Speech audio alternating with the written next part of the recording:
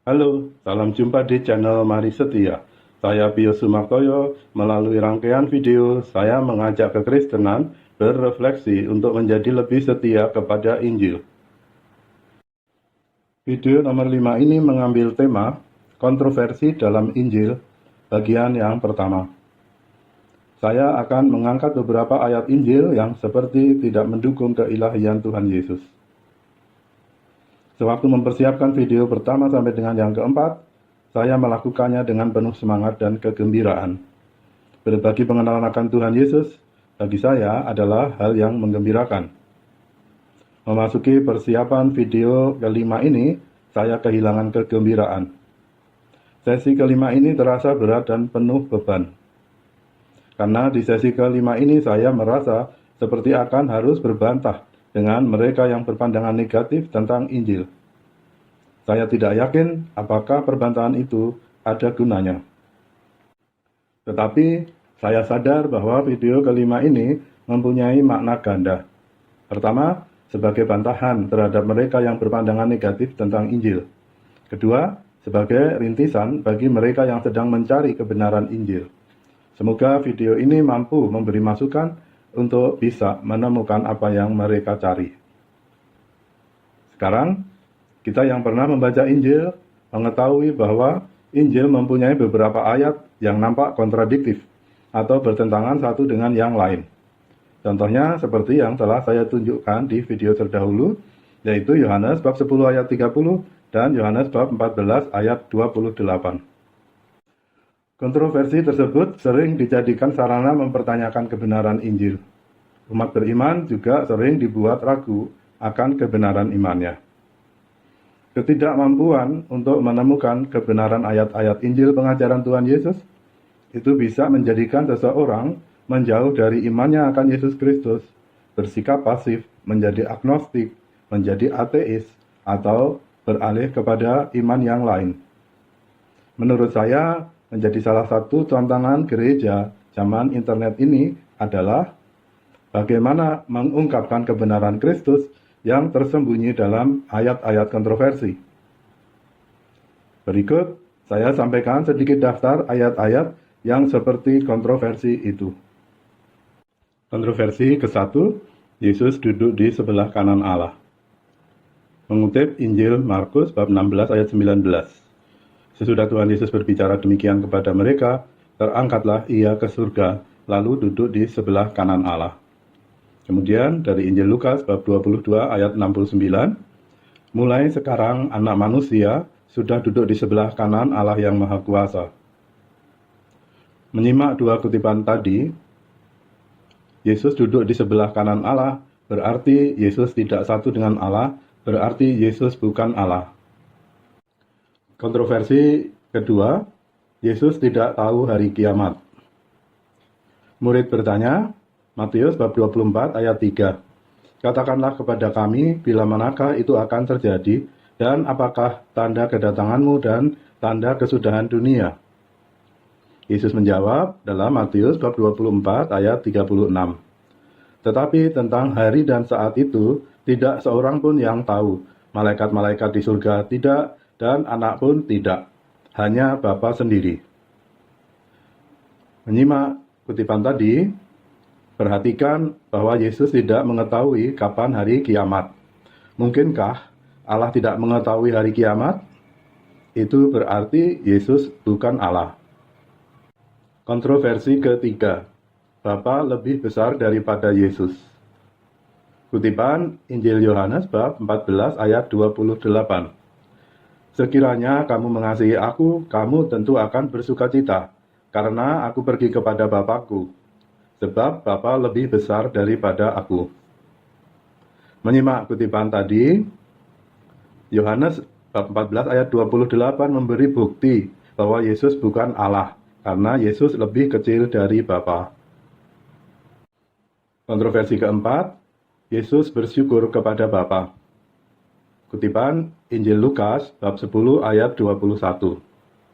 Pada waktu itu juga bergembiralah Yesus dalam Roh Kudus dan berkata, Aku bersyukur kepadamu Bapa, Tuhan langit dan bumi, karena semuanya itu engkau sembunyikan bagi orang bijak dan orang pandai, tetapi engkau nyatakan kepada orang kecil.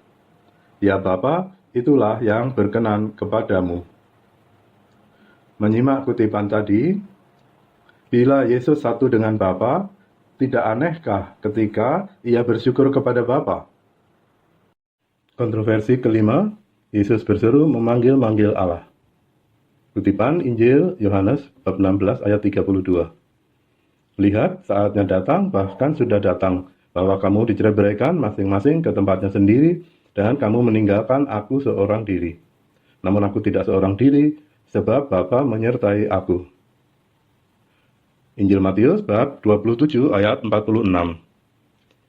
Kira-kira jam 3, berserulah Yesus dengan suara nyaring, Eli, Eli, lama sabachthani.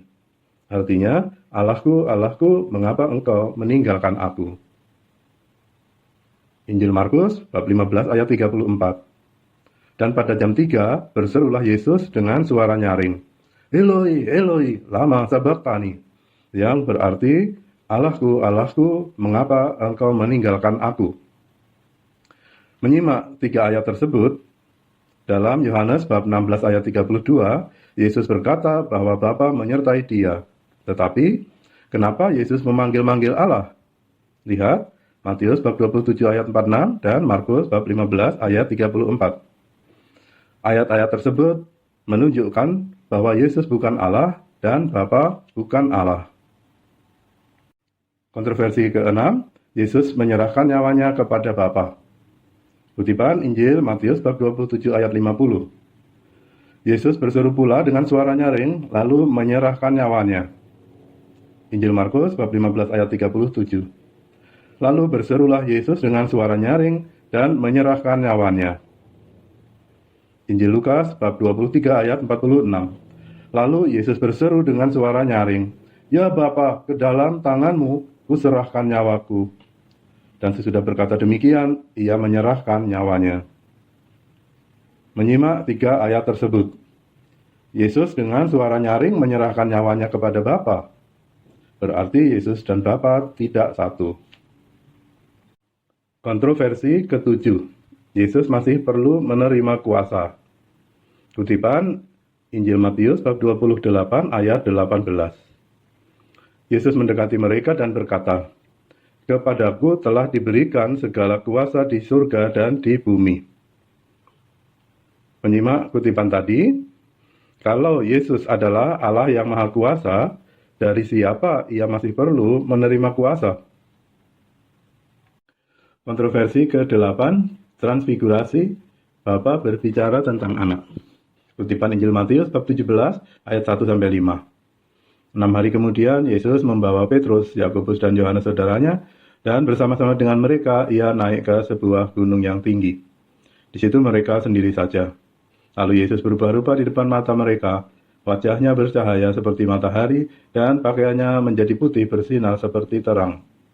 Maka nampak kepada mereka Musa dan Elia sedang berbicara dengan dia. Kata Petrus kepada Yesus, Tuhan, betapa bahagianya kami berada di tempat ini. Jika engkau mau, biarlah kudirikan di sini 3 kemah, 1 untuk engkau, 1 untuk Musa, dan 1 untuk Elia. Dan tiba-tiba sedang ia berkata-kata, turunlah awan yang terang menaungi mereka, dan dari dalam awan itu terdengar suara yang berkata, Inilah anak yang kukasihi. Kepadanya lah aku berkenan, dengarkanlah dia. Menyimak kutipan tadi, perhatikan, dari dalam awan itu terdengar suara yang berkata, Inilah anak yang kukasihi, kepadanya lah aku berkenan, dengarkanlah dia. Jelas di Matius bab 17 ayat 5, suara Bapa berkata tentang anak, berarti Bapa tidak satu dengan anak. Demikianlah, ayat-ayat kontroversi tersebut seperti menggambarkan keterpisahan antara Yesus dengan Bapa. Ayat-ayat tersebut yang adalah kata-kata Yesus sendiri bertentangan dengan keilahian Yesus karena menampilkan keterpisahan antara Yesus dan Bapa. Karena Allah itu Esa, maka keterpisahan menjadi penanda bahwa Yesus bukan Bapa dan Yesus bukan Allah. Pertanyaannya, bagaimana memberi penjelasan untuk mengatakan bahwa ayat-ayat tersebut tidak bertentangan dengan keilahian Yesus? Sekian dan terima kasih telah menyimak.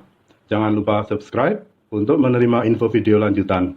Silahkan share untuk ikut mewartakan Injil kepada lebih banyak orang. Tuhan Yesus memberkati.